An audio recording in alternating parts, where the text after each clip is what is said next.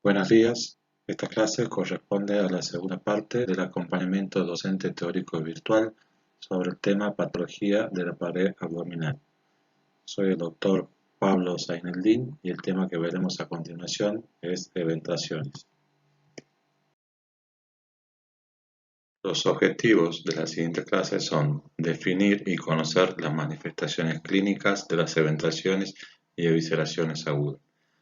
Conocer los factores predisponentes y desencadenantes para la aparición de las mismas.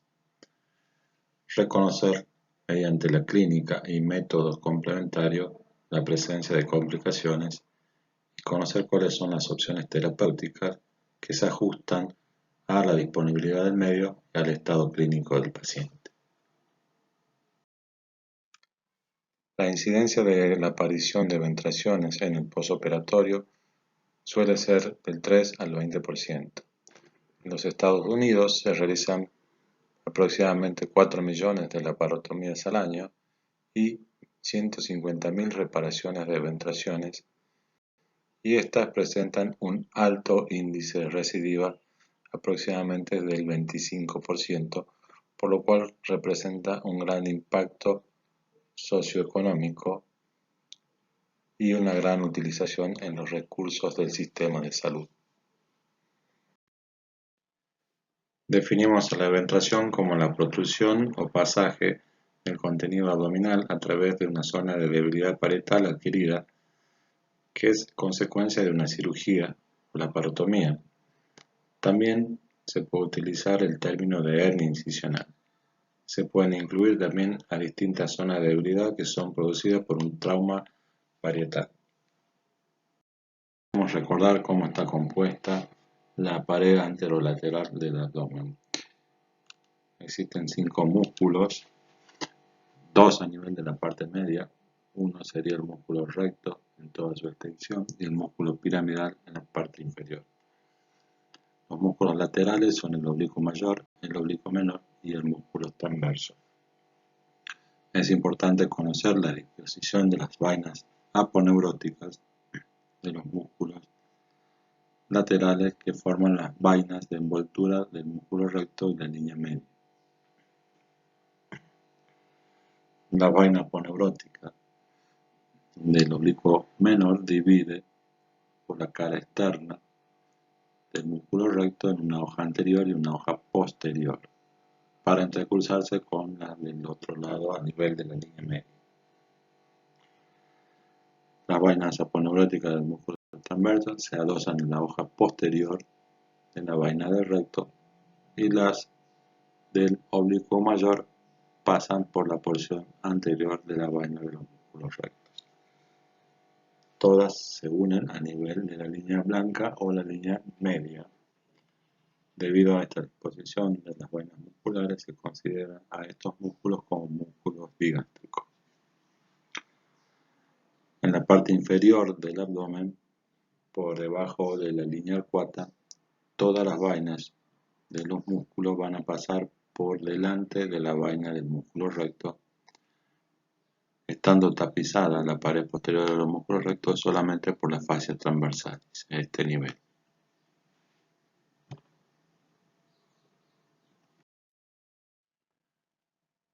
Vemos en este esquema cómo los músculos anchos de la pared abdominal son considerados músculos digástricos y forman a nivel amplio de la pared anterolateral del abdomen como una cincha o faja abdominal. En el siguiente esquema observamos cómo es la resultante de la suma de los vectores de fuerza de todos los músculos de la pared abdominal.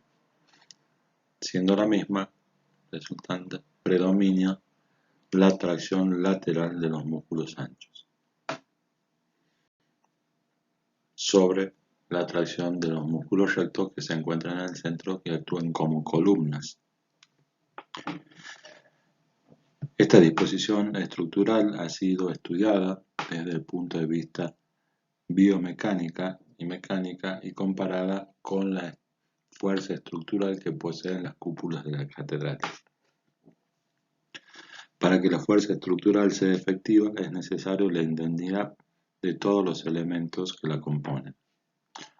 Cuando existe la presencia de una eventración a nivel de la línea media o a otro nivel, se produce una alteración en toda la función de la pared abdominal. Se produce el predominio de la fuerza de tracción lateral de los músculos laterales que van a favorecer el agrandamiento del anillo ventrógeno.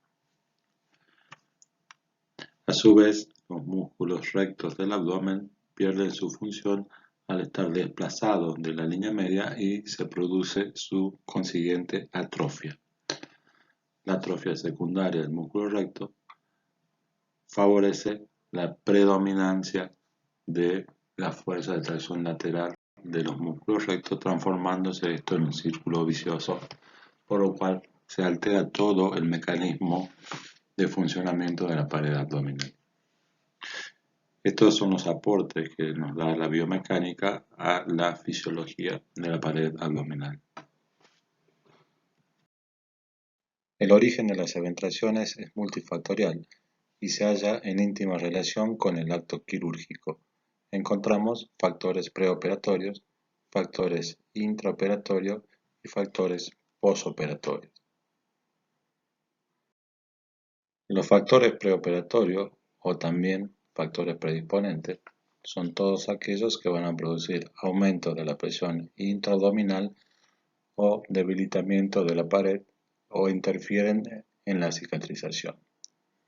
Podemos mencionar a la obesidad, a los trastornos metabólicos como la diabetes mellitus o la desnutrición, enfermedades malignas, anemias, infecciones crónicas que producen alteraciones a nivel cicatrizal y la EPOC. Factores intraoperatorios tenemos que tener en cuenta si el tipo de cirugía, si la misma fue realizada de manera electiva o de manera urgente. En la cirugía de urgencia existe una imposibilidad de corregir todos los factores preoperatorios, como así también se asocia a la presencia de tejidos contaminados e infectados que van a predisponer a la formación o aparición de eventraciones en el postoperatorio. De acuerdo al tipo de incisión, las incisiones verticales son las más eventrógenas debido a que predomina la tracción lateral de los músculos anchos del abdomen y produce la resistencia de la sutura. Dentro de las incisiones verticales, las paramedianas son más eventrógenas que las medianas debido a que producen la sección de los filetes nerviosos continuos y esto produce la atrofia muscular favoreciendo la aparición de la eventración. Por el contrario, las incisiones transversas van a preservar los filetes nerviosos y son menos eventrógenos. En cuanto a la técnica quirúrgica, tenemos que tener en cuenta todos los aspectos de la realización de la cirugía, desde la realización del campo antiséptico para prevenir la aparición de infecciones en el postoperatorio, hasta la correcta utilización del material y el material adecuado. Si utilizamos aguja de grande calibre, el paso de la misma aguja va a producir desgarro a nivel de la aponeurosis, debilitando la estructura de la pared, produciendo el fallo del cierre de la misma. La técnica del anudado y realización de puntos tiene que ser correcta. No debe haber excesiva tensión a nivel de la sutura que puede producir la isquemia y necrosis de los bordes.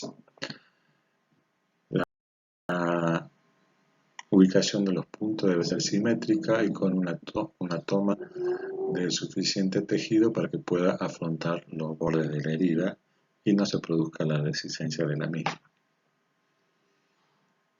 Y por último, el tipo de anestesia. En el momento del cierre de la pared abdominal, que es el último tiempo quirúrgico, debemos mantener el plano anestésico y el paciente tiene que continuar con una buena relajación muscular. debido a que si hay falta de relajación va a haber tracción y tensión en los músculos y va a producir el desgarro de toda la pared abdominal. Entonces siempre hay que solicitarle al médico anestesiólogo diciendo que es el momento del cierre, que los relaje, que los relaje más para que se pueda hacer una sutura y un cierre adecuado hasta que finalice la cirugía.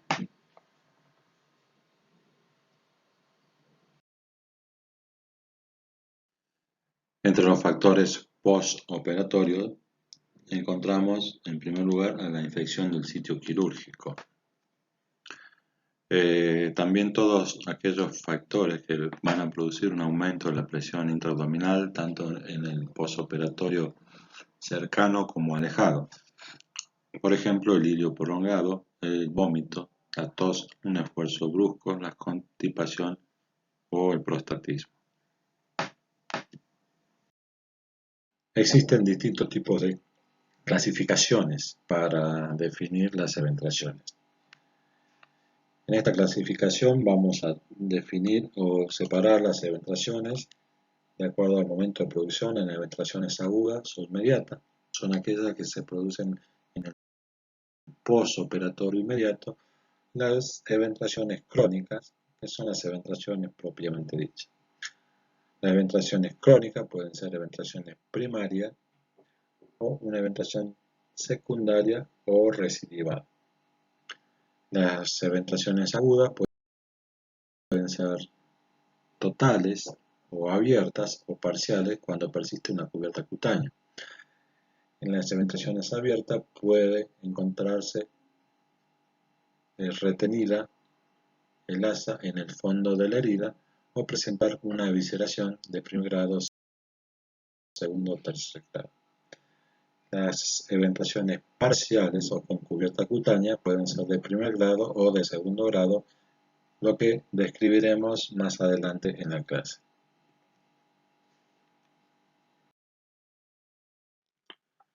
Definimos como una eventración aguda a la presencia de la descisencia de la sutura laparotómica que aparece en el periodo postoperatorio inmediato.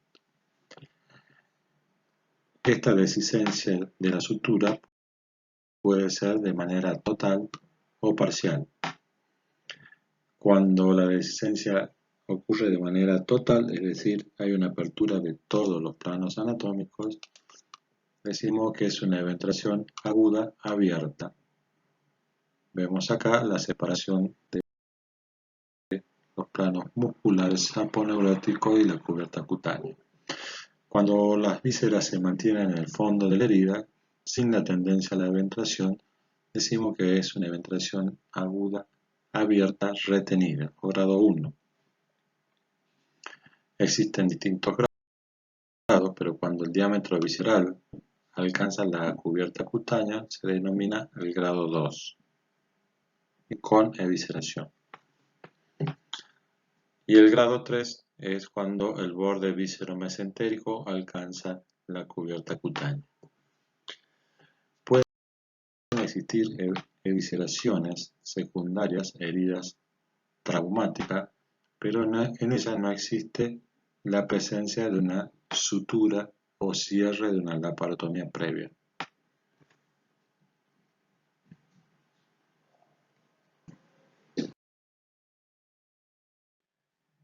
En las eventraciones agudas parciales persiste la cubierta cutánea debido a que esto es un tejido que es más extensible y se considera tipo 1 cuando persiste la piel, tejido celular y el peritoneo se conservan intactos. En la eventración cubierta tipo 2, solo la piel es quien recubre al asa intestinal. ¿Cómo realizamos el diagnóstico de las eventraciones agudas? Durante el postoperatorio inmediato aparecen alrededor del quinto día aproximadamente una secreción a través de la herida de color asalmonada que mancha de manera manera abundante en los apósitos que cubren la herida. Esto va a estar acompañado generalmente de la presencia de una leve taquicardia o una febrícula, la presencia de un hilio o la sensación o la presencia de un episodio de vómito. El paciente puede referir la sensación de una rotura o hinchazón y a veces podemos observar las asas intestinales en el fondo de la herida o la salida de las asas hacia el exterior.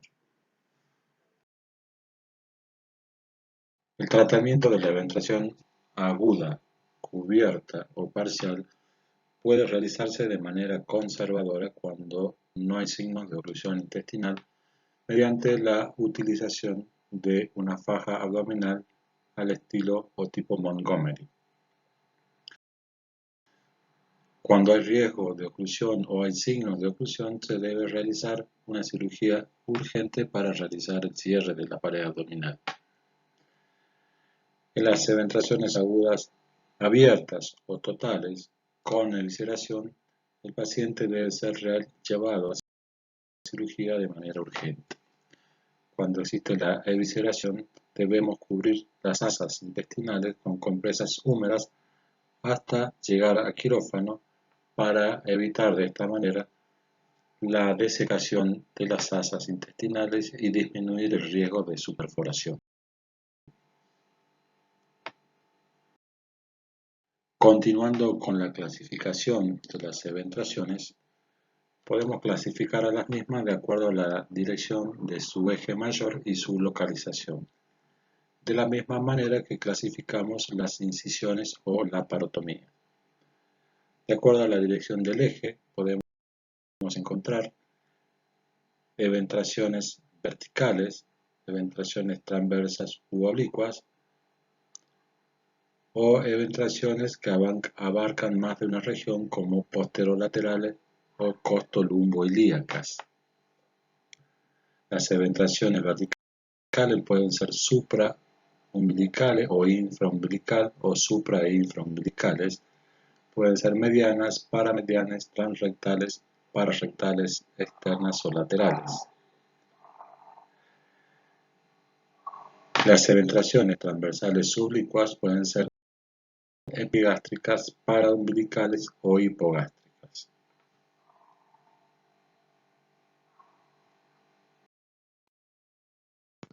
También podemos clasificar a las eventraciones de acuerdo a su tamaño, de acuerdo al anillo eventrógeno. Pueden ser pequeñas hasta 3 centímetros, moderada de 3 a 6, grande de 6 a 10 centímetros, gigantes entre 10 y 20 centímetros y monstruosa cuando tienen mayores a 20 centímetros de diámetro.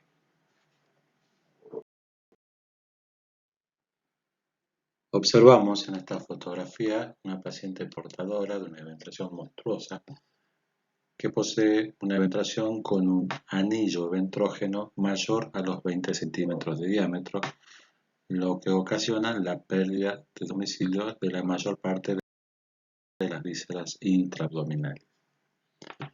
Esto produce un gran deterioro en la calidad de vida del paciente, tanto desde el punto de vista psíquico como social, además de las alteraciones en las funciones fisiológicas como el hábito intestinal o los procesos digestivos, trastornos a nivel urinario, dificultad para la micción, trastornos posturales como dolor en la región lumbar y puede ocasionar trastornos respiratorios. Cuando estas eventraciones de gran tamaño se acompañan con trastornos tróficos a nivel de la piel, con la presencia de necrosis de la pared o la presencia de fístulas intestinales, decimos que son eventraciones catastróficas. El clínico del paciente portador de una eventración sigue los mismos pasos que describimos al hacer el estudio del paciente con hernias de la pared abdominal. Realizamos el interrogatorio minucioso y luego el examen con el paciente tanto de pie como acostado y la inspección y la palpación tanto en reposo y durante la realización de la maniobra de balsa. Durante la realización del interrogatorio, indagaremos sobre la aparición de tumor o dolor sobre una cicatriz quirúrgica.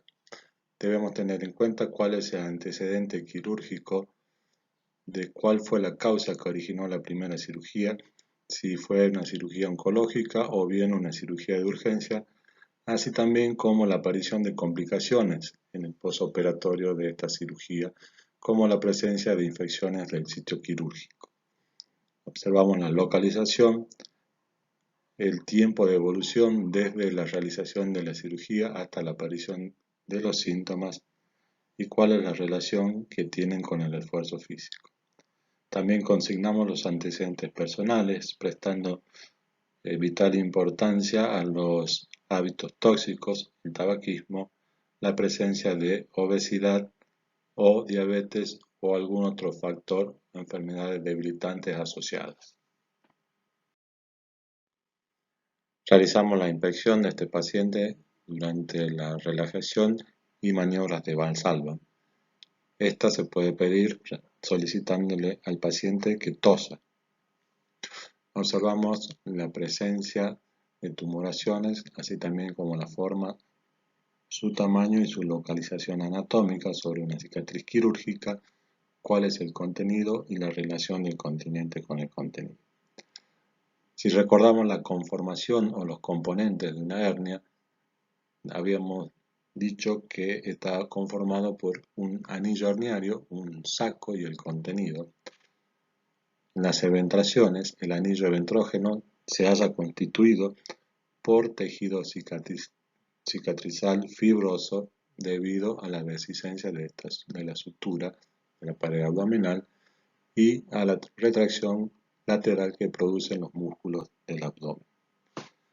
El saco se halla constituido por un tejido cicatrizal que reemplaza al tejido peritoneal, recubierto por una piel que se halla adelgazada y que en las eventraciones voluminosas se pueden observar trastornos tróficos a este nivel. El contenido de la eventración puede ser cualquier órgano intraabdominal y va a depender de cuál es la localización de la eventración. Debemos tener en cuenta que en muchas ocasiones puede haber un saco eventrógeno o múltiples sacos eventrógenos, generalmente en relación a toda la incisión quirúrgica. Durante la palpación de la pared abdominal en el paciente con eventración, tratamos de determinar la presencia de reductibilidad o irreductibilidad.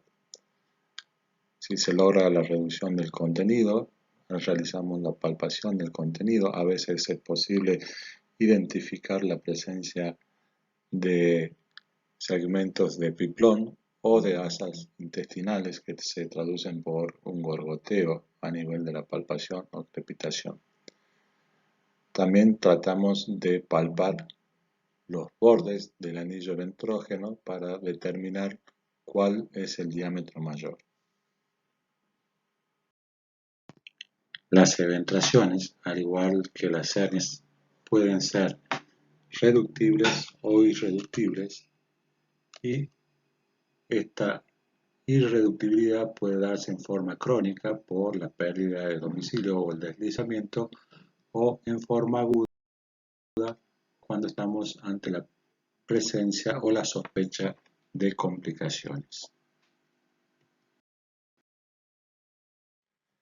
La solicitud de estudios complementarios en estos pacientes van a estar dirigidas a indagar la presencia de comorbilidades asociadas, teniendo mayor importancia investigar la presencia de la obesidad, de diabetes, tabaquismo o la presencia de enfermedades debilitantes o enfermedades neoplásicas.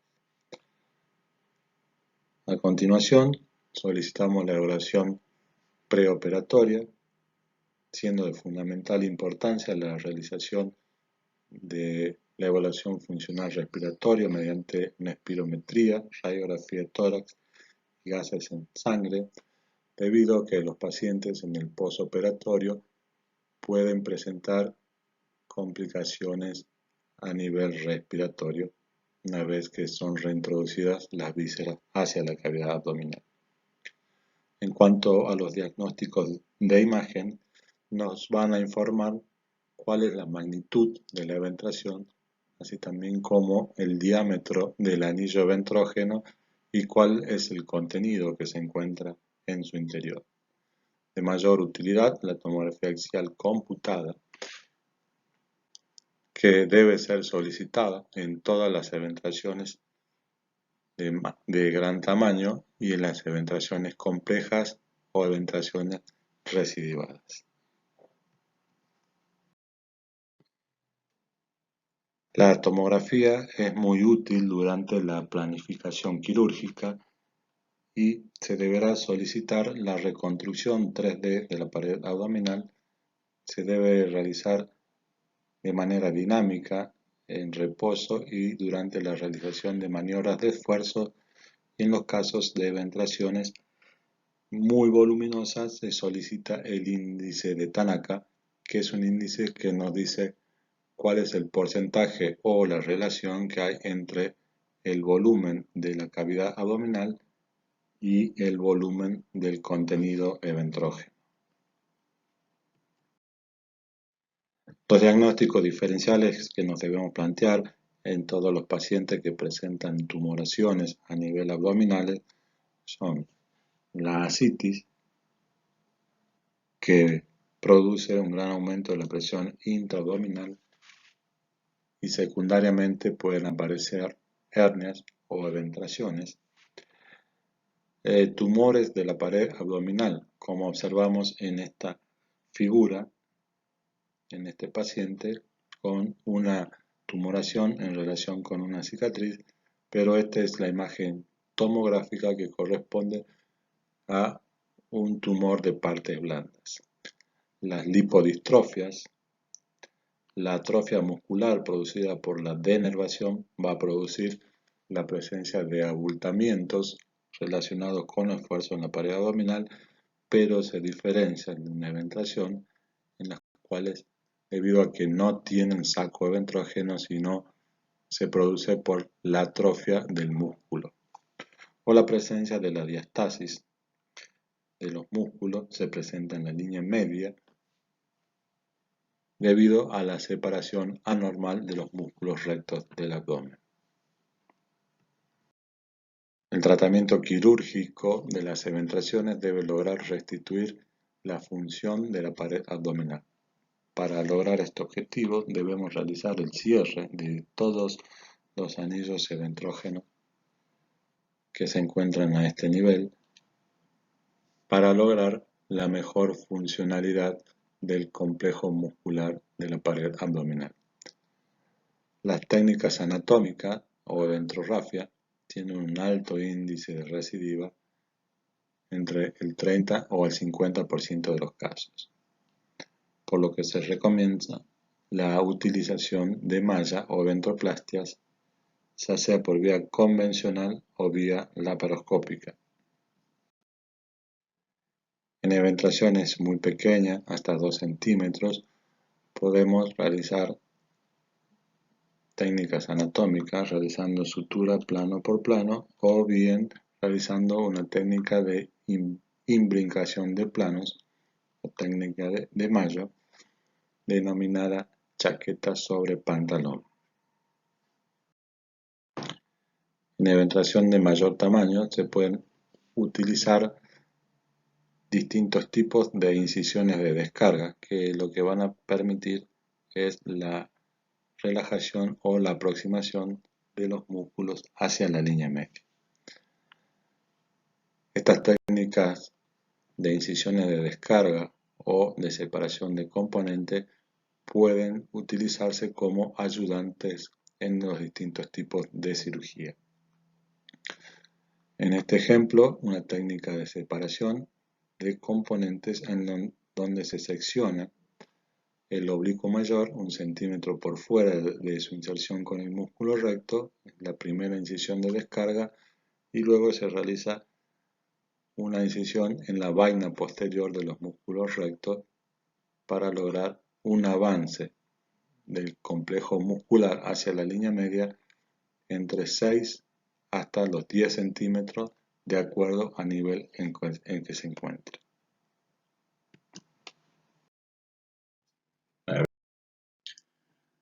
Las mallas quirúrgicas se clasifican de acuerdo a su origen en sintéticas o poliméricas y naturales o biológicas. Las mallas sintéticas pueden ser reticulares, laminares o compuestas, y las naturales o biológicas constituyen el grupo de bioprótesis que se hayan derivado de la dermis del porcino. Las mallas reticulares tienen un aspecto tridimensional de red, de ahí su nombre, que permite durante el proceso de reparación que esta red sea invadida por vasos y angioneogénesis, que forman una matriz extracelular para la reparación del tejido. Pueden estar compuestas por materiales absorbibles como malla de Bakelit o no absorbibles como la malla de polipropileno. Estas mallas son las más usadas y a su vez la podemos dividir de acuerdo al tamaño de sus poros y a el peso específico, es decir, su densidad, en distintas variedades. Existen mallas también parcialmente absorbibles que tienen en su composición ambos tipos de materiales. Las mallas laminares o no absorbibles, por ejemplo la de PTFE, politetrafluoruro etileno expandido, son como láminas, prácticamente no tienen poros. Esto los diferencia de las mallas reticulares. Las mallas compuestas están formadas por dos caras, una cara que es de contacto parietal y una cara visceral, generalmente compuesta por distintos tipos de materiales. La cara que da origen a la cara visceral estará compuesta por materiales como la celulosa o el colágeno, que son absorbibles y que van a permitir o disminuir la formación de adherencias con las vísceras intraabdominales. Se utilizan en casos especiales en los cuales tenemos que dejar una malla intraperitoneal en contacto con las vísceras.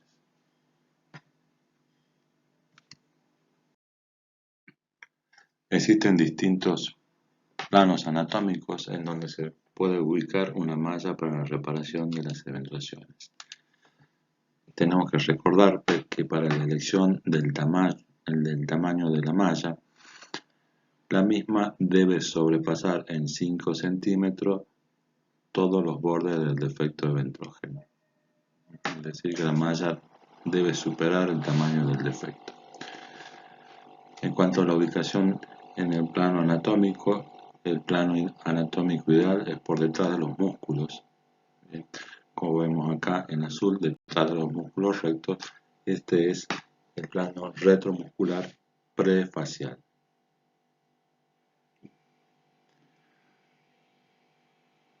Otra buena ubicación sería por delante del peritoneo, es decir, la colocación de la malla en el espacio preperitoneal. Esto se da generalmente en la porción inferior del abdomen por debajo del arco de Douglas.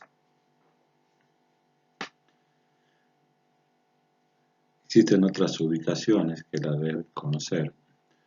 Por ejemplo, la colocación de mallas intraperitoneales, pero esto conlleva el riesgo de la formación de adherencia y formación de fístulas intestinales, por lo cual, ante la necesidad de colocar una malla intraperitoneal, optamos por las mallas compuestas que poseen caras viscerales antiadherentes. Existe otra ubicación por encima de los músculos o supraaponeurótica o subcutánea, que suele estar asociado a un alto índice de seromas e infecciones. Y por último, observamos la malla a modo de puente en casos en los que no contamos con pared suficiente para afrontar los bordes de la pared abdominal, que generalmente esto debería evitarse porque produce un alto índice de recidiva o puede ser utilizada de manera transitoria.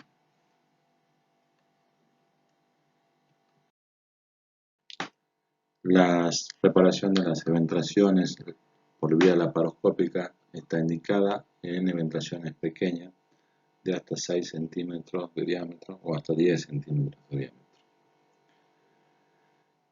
Puede realizarse mediante distintas técnicas. En el primer caso, las técnicas IPON o IPON, que utilizan mallas intraperitoneales. En este caso podemos utilizar mallas compuestas que tengan una cara visceral, o podemos optar también para realizar un TAP, es decir, ubicar la malla preperitoneal ventral. Colocamos la malla en el espacio preperitoneal y se cierra nuevamente el peritoneo. Esta es una gran eventración con pérdida de domicilio, por lo cual no está indicada una cirugía laparoscópica. Ante la presencia de estas grandes eventraciones con pérdida de domicilio, generalmente hay que hacer una preparación previa de estos pacientes para poder ser llevados a cirugía, debido a que las complicaciones cardiorrespiratorias del postoperatorio son muy frecuentes en pacientes que no están sometidos a preparación previa. En cuanto a las terapéuticas que se utilizan para realizar el tratamiento previo, se denominan terapias adyuvantes, y veremos a continuación las más utilizadas. En la evaluación de estos pacientes que presentan grandes defectos a nivel de la pared abdominal, en la solicitud de tomografía solicitamos la medición del índice de Tanaka, que es la relación que hay entre el volumen de la cavidad abdominal y el volumen del saco herniario. Acá vemos cómo se está realizando esta medición, viendo cuál es el volumen de la cavidad y cuál es el volumen del contenido del saco herniario. Cuando este índice es mayor a 25, decimos que hay pérdida de domicilio. La reintroducción de toda esta víscera o saco visceral dentro de la cavidad abdominal va a producir alteraciones a nivel cardiorrespiratorio. Por eso requiere del uso de terapias ayudantes. Dentro de las terapias ayudantes para pacientes con grandes eventraciones, describimos el neumoperitoneo progresivo preoperatorio, que consiste en la introducción de aire a través de la cavidad abdominal. Los objetivos es reducir las complicaciones cardiorrespiratorias del postoperatorio que se provocan por el síndrome compartimental. También distender las estructuras músculo-aponeuróticas de la cavidad abdominal para facilitar la reintroducción, la disección de adherencias y lisis neumática a través del saco eventrógeno y estimular el sistema inmunitario por irritación peritoneal con producción de macrófagos para mejorar la cicatrización. Para la realización del neumoperitoneo colocamos un catéter a nivel de la cavidad abdominal, generalmente un catéter subclavio con la técnica de Seldinger. Una vez colocado el catéter, procedemos a la insuflación de aire ambiental entre 500 a 1000 centímetros diarios.